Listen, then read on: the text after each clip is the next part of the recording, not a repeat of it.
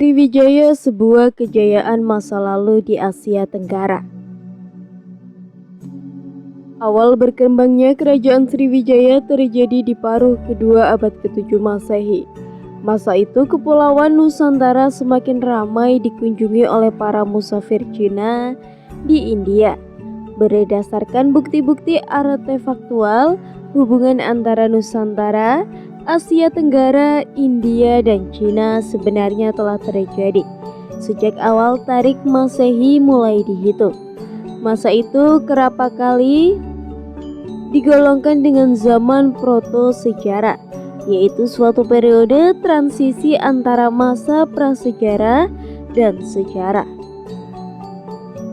Sriwijaya merupakan kerajaan yang bercorak kebudayaan India tertua ketiga, setelah dua kerajaan pendahulunya pernah berkembang sekitar abad ke-4 Masehi, yaitu Kerajaan Tarumanegara di Jawa bagian barat dan Kutai Kuno di Kalimantan Timur. Prasasti yang dikeluarkan oleh Kerajaan Sriwijaya menggunakan bahasa Melayu kuno. Hal itu jelas menunjukkan adanya keeratan hubungan antara penguasa dan rakyat.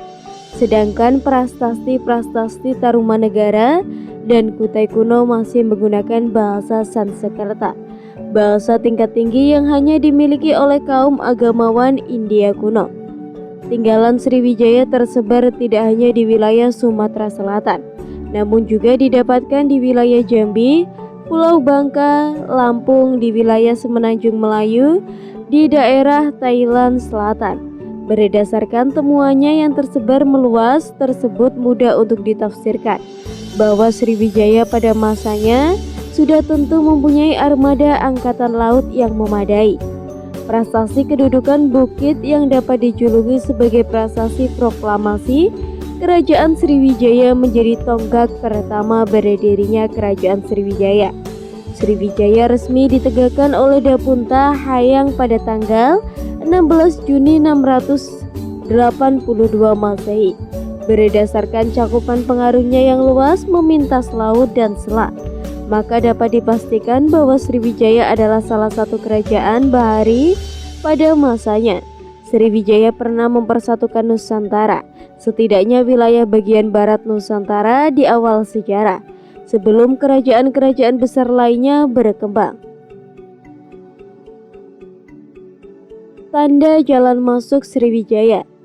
Perdagangan di Nusantara muncul karena adanya kebutuhan akan rempah-rempah, antara lain pala, lada, dan cengkeh.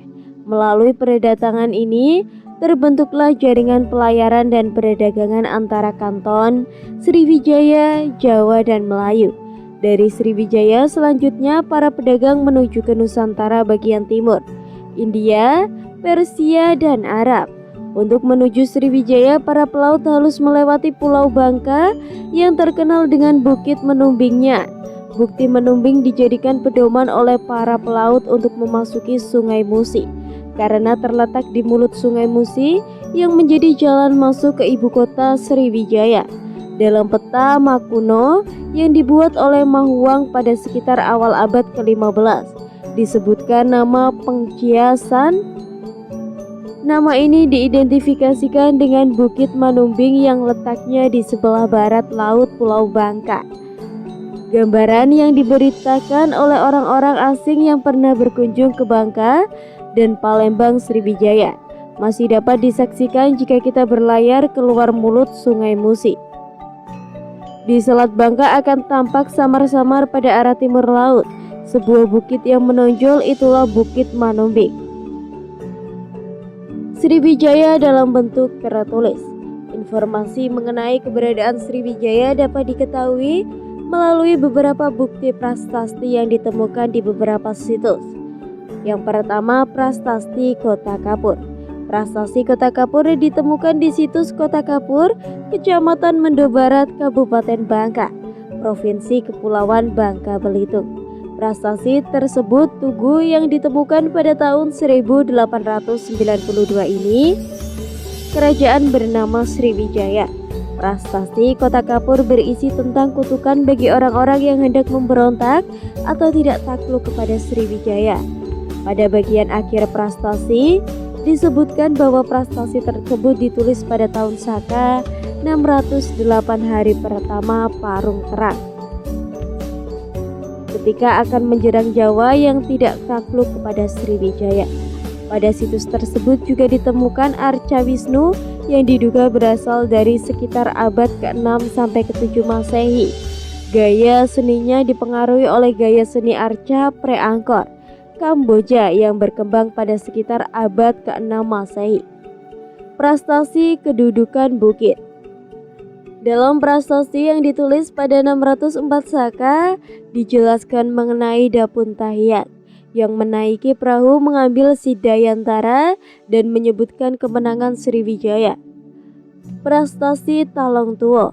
Prastasi Talong Tuo menyebutkan bahwa pada tanggal 23 Maret 648 Masehi didirikan sebuah taman yang dinamakan Sikestra di bawah pimpinan Sri Baginda Sri Jayanasa. Selanjutnya disebutkan harapan-harapan terhadap tempat tersebut. Prastasi Tegal Batu. Dalam prastasi disebutkan berbagai macam kutukan apabila melakukan perbuatan jahat serta pujian untuk orang yang melakukan perbuatan baik terhadap Sriwijaya. Perkembangan agama Buddha. Agama Buddha masuk ke Nusantara dibawa oleh para pendeta yang ikut dalam kapal dagang.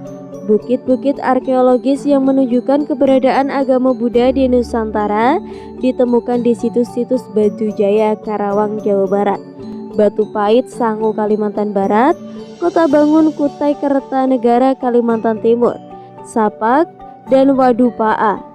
Di Sriwijaya, Sumatera, dan Medan, Jawa, agama Buddha mulai berkembang pada abad ke-7 sampai 9 Masehi. Berdasarkan temuan votive table dari Batu Jaya yang mirip dengan yang ditemukan di Thailand, diduga agama Buddha pada awalnya adalah Buddha Hinayana. Sriwijaya pada masa lalu menjadi tempat belajarnya para biksu sebelum melanjutnya ke Nalanda, India, seperti yang dikatakan Itsing yang datang ke Sriwijaya pada abad ke-7. Di Sriwijaya tinggal lebih dari 1000 biksu dan juga biksu-biksu ternama seperti Sakyakirti. Pengaruh Sriwijaya dalam bidang agama Buddha ini tampak dari penyebaran gaya seni pada arca-arca gaya Sailendra yang berkembang pada abad ke-8 sampai 9. Arca-arca tersebut banyak ditemukan di Sumatera dan semenanjung Tanah Melayu. Diduga gaya seni ini mulanya berkembang di Jawa, Sumatera, Thailand, dan Malaysia. Sriwijaya sebagai sebuah kota yang bernuansa Buddhis, banyak ditemukan area Buddha, Bodhisattva, dan perlengkapan para penziarah yang berupa stupika dan votivia table dari tanah liat. Situs-situs peninggalan Sriwijaya. Yang pertama, arkeologi lahan basah. Peninggalan sebuah masa Sriwijaya terdapat di beberapa lokasi yang berupa rawa-rawa, yaitu situs Karanggung Tengah dan situs Air Sugi. Selanjutnya ketika Sriwijaya diserang Chola tahun 1225, ibu kota Sriwijaya pindah ke Jambi. Sisa-sisa tinggalan Sriwijaya abad ke-9 sampai 13 Masehi ditemukan pada lahan basah, tepatnya daerah aliran Sungai Batanghari. Yang kedua, Wanua Sriwijaya. Rekonstruksi kota Sriwijaya. Rekonstruksi kota Sriwijaya berdasarkan tinggalan budaya yang menunjukkan identitas peruntukannya. Kota ini dibagi menjadi 3, yaitu lokasi pemukiman, lokasi upacara keagamaan, dan Tama Sekrista yang pernah dibangun oleh Dapun Tahyang Sriwijaya. Permukiman penduduk kota Sriwijaya diperkirakan berdasarkan temuan pecahan keramik dan tembaka, tiang-tiang kayu, sisa industri, dan sisa barang-barang keperluan sehari-hari. Sisa permukiman ini ditemukan di daerah yang rendah di sepanjang tapian sisi utara Musi. Lokasi kegiatan upacara keagamaan ditentukan berdasarkan temuan sisa bangunan bata, arca batu dan logam, manik-manik kaca dan batu, dan barang-barang upacara keagamaan. Sisa bangunan-bangunan tampak menggelompok di beberapa tempat agak jauh dari tepi Sungai Musi. Yang ketiga, situs Karanganyar. di sebuah belata Bukit Sigutang di wilayah Kelurahan Karanganyar dan Kelurahan 36 Lir, Kecamatan Lir Barat Pratama, terdapat sebuah dataran rendah yang berupa rawa. Berdasarkan penelitian arkeologi, pada wilayah tersebut ditemukan sisa-sisa bangunan air, yaitu kanal-kanal, kolam buatan, dan parit-parit kuno.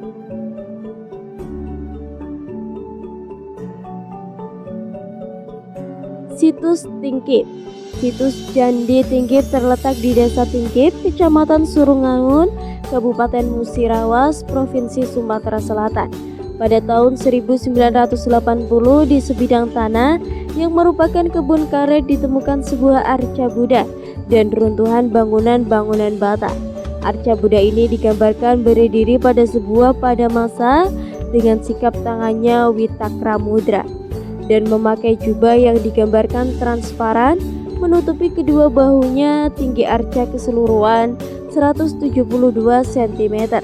Jika dilihat dari sikap tangannya, tampak arca ini termasuk dalam kelompok arca-arca pre-Angkor yang berkembang pada abad ke-6 sampai ke-7 Masehi, atau langgam Damarwati yang berkembang di Thailand pada abad ke-6 sampai 9 Masehi.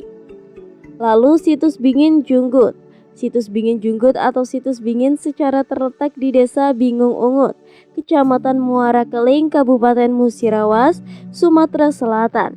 Tepatnya di sisi sebelah timur Sungai Musi di Kabupaten Musirawas. Pada situs ini ditemukan sebuah arca Walokoswara yang beretangan, disimpan di Museum Nasional, dan sebuah arca Buddha yang belum selesai disimpan di Museum Balaputra Dewa Palembang. Selain itu juga ditemukan struktur fondasi bangunan bata. Batanghari dan Kerajaan Melayu. Daerah aliran Sungai Batanghari diperkirakan dahulu menjadi pusat Kerajaan Melayu yang sudah berkembang sebelum masa Masehi Sriwijaya berdasarkan prestasi Karangberai. Pada sekitar tahun 660 Kerajaan Melayu menjadi bagian dari Sriwijaya. Setelah Sriwijaya melemah sejak abad ke-9 hingga abad ke-10, Kerajaan Melayu merdeka dan mencapai puncak kejayaan pada masa pemerintahan Aditya Warman dengan pusatnya di wilayah Sumatera. Pada waktu itu agama Buddha berkembang menurut aliran Tantrayana. Tinggalan budaya dari masa ini yang banyak dikenal adalah sebuah arca Bahirawa yang ditemukan bersama runtuhan bangunan candi di situs Padang Kroco. Di wilayah Das Batanghari terdapat kompleks percandian Muara Jambi yang merupakan satu kompleks percandian yang dibangun dalam beberapa periode, mulai dari sekitar abad ke-10 hingga abad ke-11 Masehi. Kompleks Stupa di Muara Takus.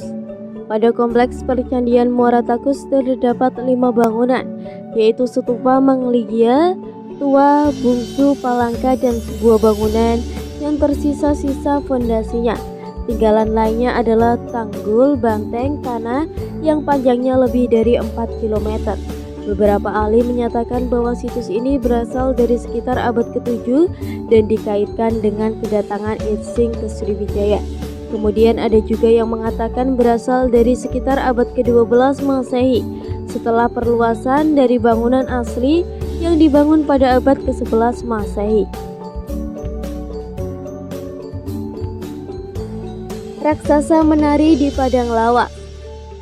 Di daerah Padang Lawas, pada area seluas 1.500 km persegi, tepatnya di Sungai Barumun, Batang, Pane, dan Sirunambe, ditemukan sekitar 26 runtuhan biaro yang terbuat dari bata. Di tepian Sungai Batang Pane terdapat biaro Gunung Tua, Sitopayan, Hayuara, Haloban, Rondaman, Bara, Pulau Bahar Pertama, Bahal Kedua, Bahal Ketiga.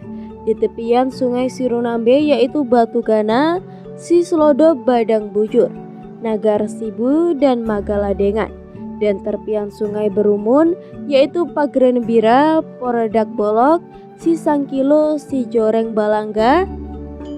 Tidak semua lokasi yang disebutkan itu terdapat runtuhan bangunan, melainkan hanya terdapat artefak seperti prastasi, arca dan sambat yang batu. Runtuhan bangunan candi dipandang lawas disebut biaro, yaitu viara dalam bahasa Sanskerta, sebutan yang biasa dipakai masyarakat untuk menyebut bangunan candi Buddha atau Hindu di Sumatera. Tetapi di India, viara adalah biara yang merupakan tempat tinggal para pendeta atau biksu. Beberapa peneliti menduga bahwa tinggalan-tinggalan budaya di padang lawas dikaitkan dengan kerajaan Pane, sebagaimana disebutkan dalam prasasti Raja Narekola dan Tanjore. Menurut prasasti ini, Pane adalah salah satu kerajaan yang diserbu oleh kerajaan Chola. Percandian Bumi Ayu. Sebagian besar tinggalan Sriwijaya bersifat agama Buddha, namun juga terdapat situs yang memiliki latar keagamaan Hindu.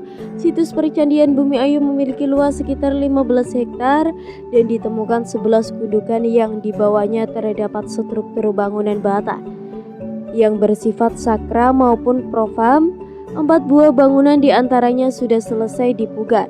Ketika dilakukan pemugaran di antara runtuhan bangunan candi, ditemukan arca-arca Agstya, Siwa Mahuru, Dewa dan Arca Setamba yang diduga merupakan angka tahun dalam bentuk sangkala mamet.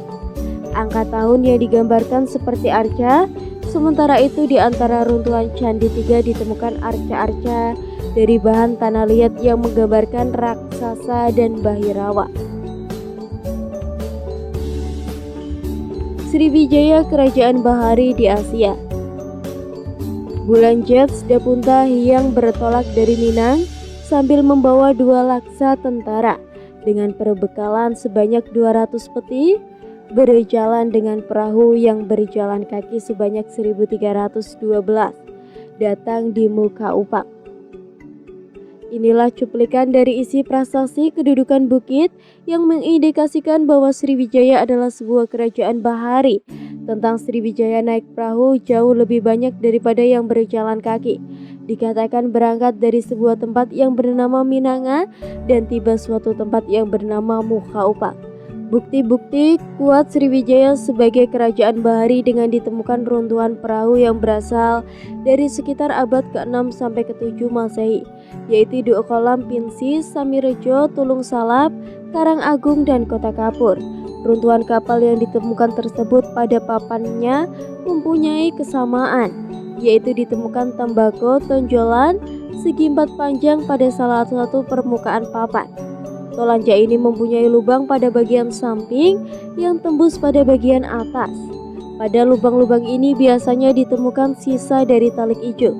Perahu-perahu Sriwijaya dibuat menurut tradisi budaya Asia Tenggara, yaitu dengan menggunakan teknik papat ikat dan kupingan mengikat, swin plank, dan leslup teng shui. Dalam membangun perahu yang menggunakan teknik ini untuk membentuk bagian lambung, caranya dengan menyatakan antara satu papan dengan papan lain menggunakan pasak kayu atau bambu yang diperkuat dengan ikatan tali ijuk pada bagian tembaku. Bentuk perahu yang dibangun menurut tradisi budaya Asia Tenggara dapat dilihat pada relief perahu pada Candi Borobudur. Cukup sekian cerita yang dapat saya sampaikan. Semoga bermanfaat bagi kalian. Mohon maaf apabila ada kesalahan kata atau ada kata-kata kurang tepat. Tetap dukung channel Babat Nusantara dengan cara like, komen, dan subscribe. Saya pamit. Rahayu, rahayu, rahayu.